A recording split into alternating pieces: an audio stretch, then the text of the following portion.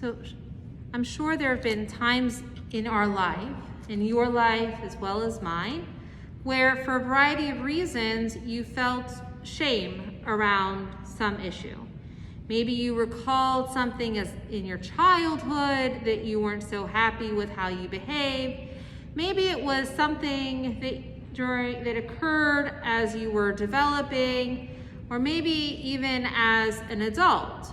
Whatever it was that you did or happened, it brought about shame. Interesting that sociologists are now coming to realize that shame can be something that we kind of cling to, and then as a result, periodically make poor decisions around it.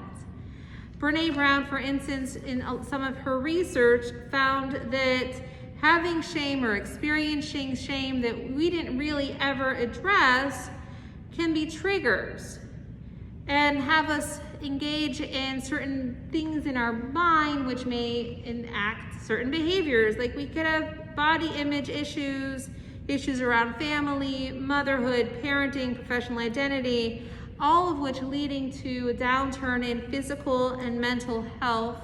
We could also struggle with our age, religion, and simply surviving trauma. And the issue is really, when we think about all of the broad issues that pertain to shame, we realize that in essence, at its core, it's a mental and physical health issue.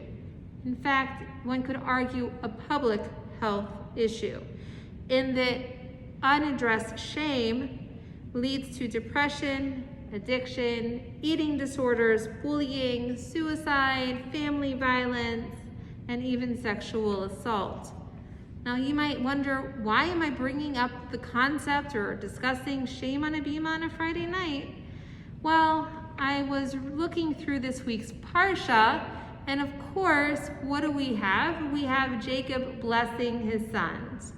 Now you would expect that the type of blessing that he would bestow would be like, I love you, children. May you be fruitful and multiply. May you only find happiness, osher v'osher, and wealth in your life. That's not exactly what he blesses Shimon and Levi with. Instead, he says, quote, Shimon and Levi are a pair. Their weapons are tools of lawlessness. Let me not be included in their council. Let me not be counted in their assembly. For when angry, they slay men. When pleased, they hamstring an ox. Cursed be their anger so fierce and their wrath so relentless.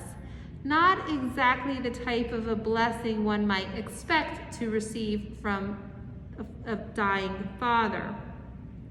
So let's just unpack this super quick. So what is it that Jacob is really talking about? Well, he's alluding to two separate events. One that was the massacre of the people of the town of Shechem, which was perpetrated by Shimon and Levi in the wake of their sister Dinah's rape, and the manhandling and kidnapping of Joseph, where he is referred to as an ox later in the book of Deuteronomy. So obviously, Jacob has shame around his children's behavior. And just to be clear, the Torah is even more specific in that Jacob didn't know what Shimon and Levi were doing. In fact, Shimon and Levi were walking along when Dinah's rapist came with his father and approached him in an attempt to make peace. Their response, without consulting with Jacob, was to allow them and encourage them to go ahead and circumcise the whole town. And as the town is recovering and in pain from a medical procedure, to then subsequently go in and massacre them. Not exactly what you would point out to being acts of people with grace and love toward others. The complicity of Jacob and the duplicity of the brothers are found as well concerning the fate then of Joseph. For we see that Jacob loved Joseph and treated him above the brothers, making him a coat of many, many colors. in which we see the same brothers, Shimon and Levi, as explained in the Midrash, were so incensed by their father's affection for Joseph over their affection for them that they sold Joseph into slavery. They contrived a situation in which it appeared as if Joseph was in fact murdered and tricked their father.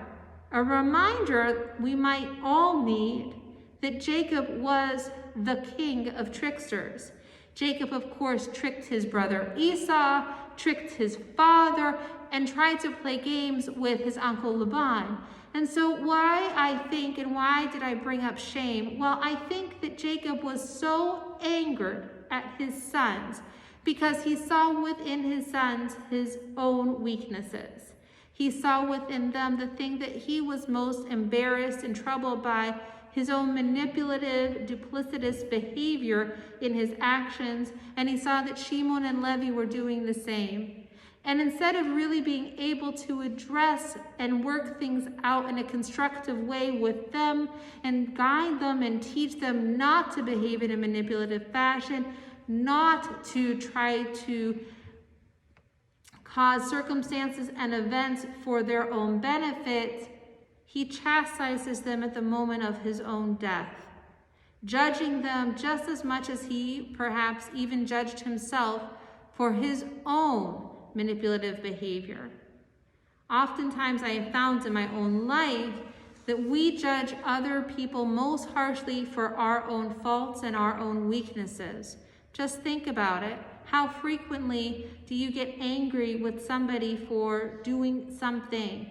That something perhaps you know what it is oh so well because you yourself have done it prior, and you see somebody else engaging it, and you judge that person harshly for it. What I think the story can highlight for us more than anything else is that we need to have self-compassion. We need to love and give ourselves the love that we didn't receive around that shameful event, that thing that is our greatest weakness, that thing that causes us the most pain, we need to address. Why? Well, maybe it might be better to address it within us than project it onto other people. Again, I wish that the incident of Jacob cursing his own sons was relegated only to the Bible, but I'm sure you can all think of family dynamics where one family member was not quite so loving toward another family member. After all, we have New Year's coming up and lots of parties where I'm sure we will all be loving and kind to each other at all times. The truth is that perhaps if we held each other with a little bit more love, we can hold others with also more love and more acceptance. May the story that we read every single year be a challenging one for us, because when we're challenged by it, we have to ask why. And as we ask why, we have to uncover that we ourselves have a growth point therein. And I hope that we have the courage to grow and the desire to do so. Ken Yehi Ratzon, may this be God's will.